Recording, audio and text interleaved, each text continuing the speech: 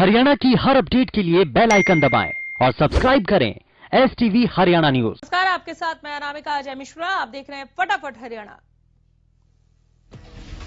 कृषि कानूनों के खिलाफ किसान आंदोलन 84वें दिन भी जारी रहा। गाजीपुर, टीकरी और सिंगू बॉर्डर पर किसान कृषि कानूनों को वापस लेने की मांग को लेकर अड़े हुए हैं। फिलहाल इस गतिरोध का कोई हल निकलता नहीं दिख रहा। प्रदर्शनकारी किसानों ने 18 फरवरी को देश भर में रेल रोको अभियान का ऐलान किया है। किसानों ने ऐलान किया कि वो 18 फरवरी को 4 घंटे पूरे देश में रेल रोको अभियान चलाएंगे। किसानों का देश भर में दोपहर 12 से शाम 4 बजे तक रेल रोको कार्यक्रम है। किसानों के रेल रोको ऐलान के मद्देनजर शासन प्रशासन अलर्ट पर है। इसे लेकर जीआरपी और आरपीएफ अलर्ट पर है।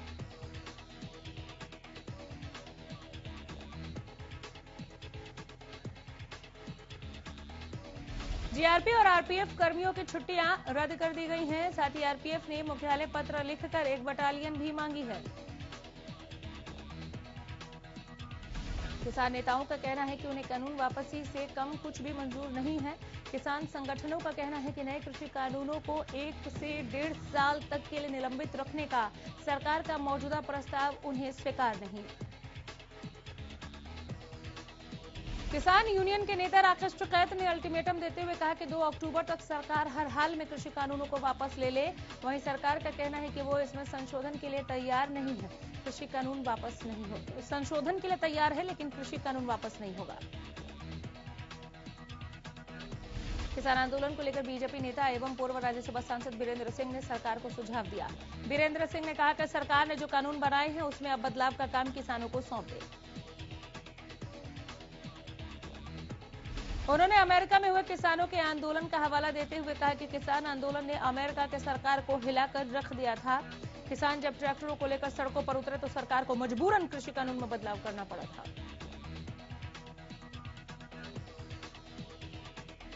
फरीदाबाद में एक ही दिन में गोली लगने से 4 लोगों की मौत के बाद फरीदाबाद में दहशत का माहौल बन गया। यहां पर पुलिस का खौफ और कानून व्यवस्था को 2 दिन दहाड़े अपराधी ठेंगा दिखा रहे हैं। बता दें कि बीते दिन एनआईटी फरीदाबाद के 2 नंबर इलाके में किराए के मकान में संदिग्ध परिस्थितियों में प्रेमी युगल की गोली लगने से मौत का मामला सामने आया था। तो वहीं शाम होते होते एनआईटी फरीदाबाद की मार्केट में कार में एक युवक और युवती का शव मिलने से सनसनी फैल गई। गौरतलब है कि इनकी भी मौत गोली लगने की वजह से हुई थी, लेकिन दोनों ही मामलों में यह खुलासा नहीं हो पाया कि यह हत्या है या आत्महत्या। फिलहाल पुलिस शवों को पोस्टमार्टम के लिए भेजकर बारीकी से जांच कर रही है।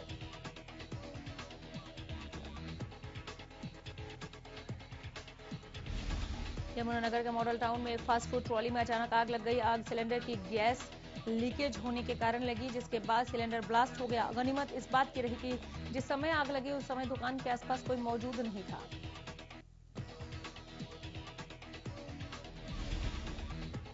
देखते देखते फास्ट फूड ट्रॉली पूरी तरह से जलकर खाक हो गई। मौके पर पहुंची फायर ब्रिगेड की 2 गाड़ियों ने आग पर काबू पाया।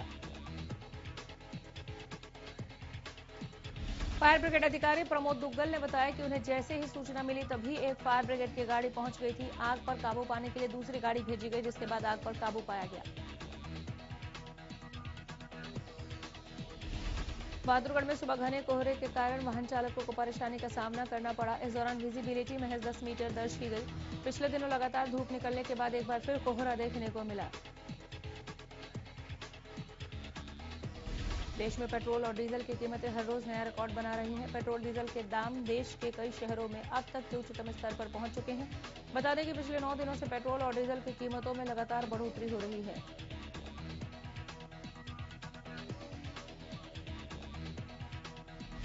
देश के कई हिस्सों में पेट्रोल 100 रुपए प्रति लीटर की दर से बिक रहा है। दिल्ली में 1 लीटर पेट्रोल की कीमत आज 89 रुपए 54 पैसे प्रति लीटर और डीजल 79 रुपए 95 पैसे प्रति लीटर मिल रहा है।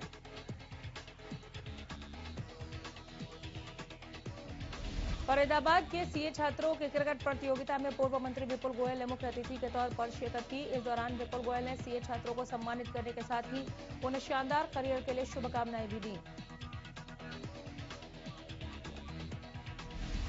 हरियाणा के पूर्व मुख्यमंत्री भूपेंद्र सिंह हुड्डा के खिलाफ ईडी ने चार्जशीट दायर की, जिसमें 4 पूर्व आईएएस अधिकारियों के नाम भी शामिल हैं। दरअसल पंचकुला जमीन घोटाले के केस में ईडी ने भूपेंद्र सिंह हुड्डा के खिलाफ चार्जशीट दायर की है, जिसमें हुड्डा के अलावा ईडी ने 21 अन्य लोगों के नाम भी इस चार्जशीट में शामिल किए। ये मामला 30 करोड़ रुपए की कीमत के 14 औद्योगिक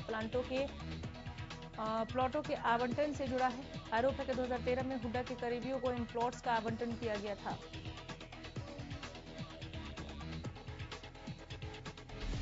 किसान आंदोलन के बीच कांग्रेस के राज्यसभा सांसद दीपेंद्र हुड्डा मंगलवार को गोहाना पहुंचे, जहां उन्होंने आंदोलन के दौरान अपनी जान गंवाने वाले किसान राजेश मलिक के परिवार की मदद की। इस मदद के दौरान दीपेंद्र ने 2 लाख रुपए की राशि किसान परिवार को दी। इसके साथ ही दीपेंद्र ने केंद्र सरकार को कृषि कानूनों के खिलाफ जमकर घेरा। किसान आंदोलन को समर्थन देते हुए दीपेंद्र ने कहा कि ये किसान और किसानी के अस्तित्व की लड़ाई है, इसलिए शांति और अनुशासन के साथ एकजुट होकर हम सभी को संघर्ष करना होगा, इसी से हमारी किसानी बचेगी।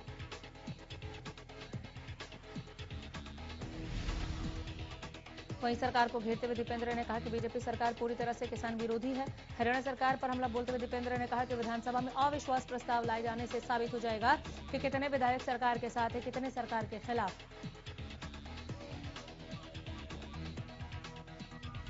कांग्रेस प्रदेश अध्यक्ष कुमारी शैलजा करनाल पहुंची, जहां कुमारी शैलजा ने बीजेपी सरकार पर जमकर वार किया। शैलजा ने बढ़ती महंगाई पर कहा कि पेट्रोल डीजल के दाम आसमान छू रहे हैं, आम जनता का तेल निकल रहा है। शैलजा ने सरकार को आड़े हाथों लेते हुए कहा कि आम आदमी की जेब पर डाका डाला जा रहा है, देश के लोगों के सामने कोई पारदर्शिता नहीं, इसका असर अर्थव्यवस्था पर पड़ रहा है।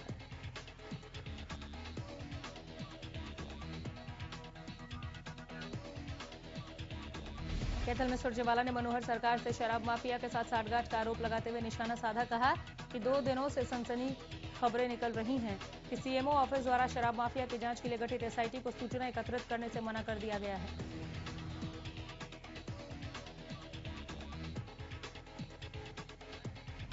सिरसा के रानिया रोड स्थित श्री बाबा तारा कुटिया में महाशिवरात्रि पर्व धूमधाम और श्रद्धापूर्वक मनाया जाएगा।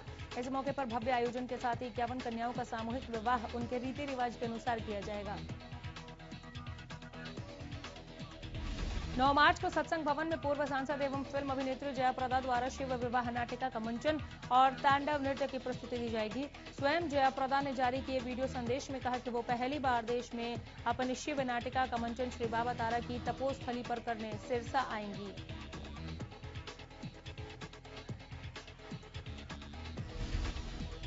बुधवार रात मुंबई में हुए एक ब्यूटी पेजेंट में पंचकुला की Manika Sheokand Femina Miss Grand India 2020 बनी है। साथ ही उन्होंने मिस फोटोजेनिक का टाइटल भी जीता है। इस उपलब्धि के बाद वे अपने शहर पंचकुला पहुंची तो बेहद उत्साहित नजर आई। हरियाणा के विधानसभा स्पीकर ज्ञानचंद गुप्ता और मेयर कुलभूषण गोयल ने उन्हें सम्मानित किया। एक बार फिर लौटेंगे फटाफट हरियाणा की ओर। सर्दियों में पहाड़ों पर बर्फ जमने और मानसून में बरसात कम होने से हथिनी कुंड बैराज में जलस्तर कम हो गया, जिससे जल संकट का खतरा मंडराने लगा है।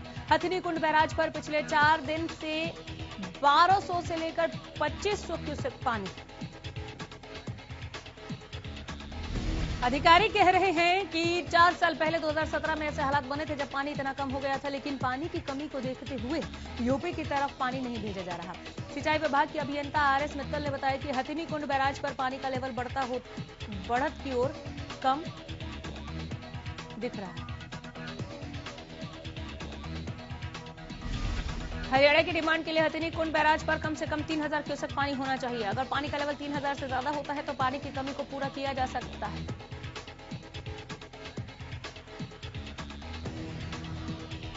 भवानीखेड़ा के सुंदर ब्रांच नहर में पर्याप्त पानी नहीं आने से संघर्ष बढ़ता जा रहा है। संघर्ष समिति की तरफ से भवानीखेड़ा क्षेत्र के गांवों में हर रोज पंचायत आयोजन कर किसानों को जागरूक किया जा रहा है और आगामी 22 फरवरी को इसके लिए संघर्ष समिति जिला उपायुक्त को अपना ज्ञापन भी सौंपेगी।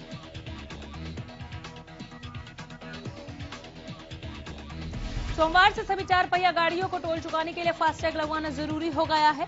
देश के किसी भी नेशनल हाईवे के टोल प्लाजा को क्रॉस करते समय इसकी जरूरत पड़ेगी, जिसको लेकर मंगलवार सुबह गुरुग्राम की खिड़कीदोला टोल पर थोड़ी मुश्किलें जरूर टोल कर्मियों को झेलनी पड़ी। सिरसा पुलिस एक बार फिर जगाधरी रिकॉर्ड रूम में फर्जीवाड़े के मास्टरमाइंड अमित कुमार को लेकर पहुंची। यहां पर एसडीएम रादौर की मौजूदगी में रिकॉर्ड खंगाला। डीएसपी कुलदीप सिंह के नेतृत्व में टीम काफी देर तक रिकॉर्ड खंगालती रही। वहीं यमुनानगर में बने एसआईटी ने भी जांच तेज कर दी है।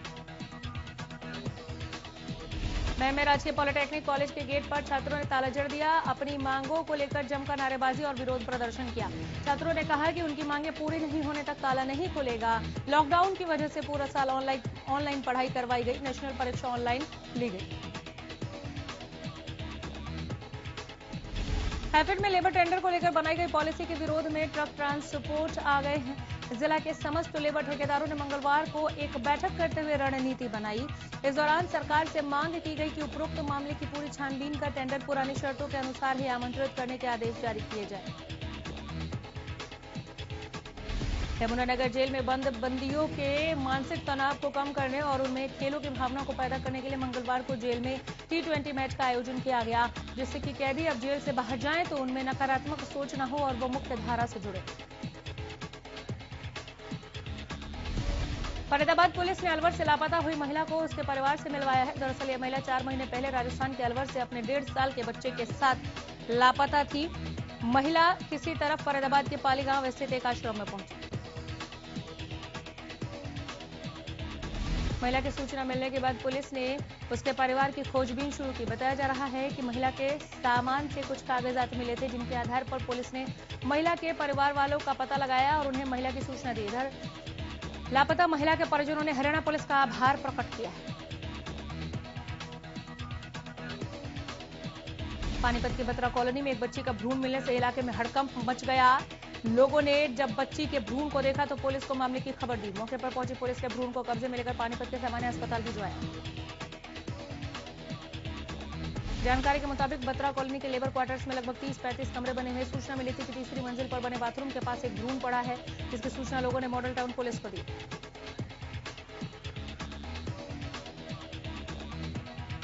रेवाड़ी शहर में लगे होर्डिंग्स का ठेका नगर परिषद ने एक ठेकेदार को 3 सालों के लिए 1.5 करोड़ में दिया था, लेकिन उक्त ठेकेदार ने 1.5 साल में इस अनुबंध की एवज में नगर परिषद को सिक्योरिटी देने के अतिरिक्त कोई राशि जमा नहीं करवाई। ठेकेदार की ओर से नगर परिषद का 70 लाख बकाया चल रहा है।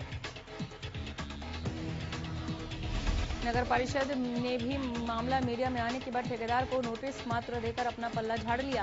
पूरे मामले में नगर परिषद अधिकारियों की कार्यशैली पर सवाल खड़ा हो गया है। इस मामले में कुछ दिन पहले नगर परिषद की हाउस मीटिंग में एक पार्षद ने भी इस मुद्दे को जोर शोर से उठाया, तो वहां बैठे अधिकारियों ने कोई तवज्जो ही नहीं दी। ऑनलाइन ठगों की टोली ने ठगी के लिए नया कोड तैयार किया है। एक ऐसा कोड जो पल भर में आपको कंगाल कर सकता है। एक ऐसा ही मामला गुरुग्राम से सामने आया, जहां अरिजीत भट्टाचार्य नाम के युवक को ठगों ने 95,000 की चपत लगा दी। अरिजीत ने हाल ही में OLX की वेबसाइट पर अपनी कॉफी टेबल और कुर्सियां बेचने के लिए ऐड डाला था। इसी ऐड को देखकर कुछ लोगों ने सामान खरीदने में दिलचस्पी दिखाई। इस ठगी के बारे में अरिजीत ने फिलहाल पुलिस को इसके लेकर शिकायत दे दी है। बीते कुछ दिनों से सोशल मीडिया पर वायरल वाहन चालकों से योजनाबद्ध तरीके से मारपीट कर लूट की नाकाम कोशिश के मामले में पुलिस ने पीड़ित की शिकायतों पर मामला दर्ज कर तफ्तीश शुरू कर दी है। इस मामले में एसीपी क्राइम की माने तो पुलिस को इस तरह की सिर्फ एक शिकायत मिली थी और मामले की गंभीरता को देखते हुए पुलिस के अलावा क्राइम ब्रांच को मामले के खुलासे की जिम्मेदारी सौंपी गई। जल्द ही मामले का खुलासा कर दिया जाएगा। फरीदाबाद के 2 नंबर इलाके में एक कमरे से युवक युवती का संदिग्ध परिस्थितियों में शव मिला है। दोनों की मौत गोली लगने से हुई है। पुलिस के मुताबिक युवक राहुल मथुरा का रहने वाला था, जबकि लड़की फरीदाबाद की ही रहने वाली थी। मकान मालिक ने बताया कि राहुल ने कुछ महीने पहले ही यह कमरा किराए पर लिया था और उसे बताया था कि उसकी सगाई हो चुकी है, जल्दी ही शादी होने वाली है। उन्होंने बताया कि दोनों गुरुग्राम की किसी कंपनी में नौकरी करने जाते थे।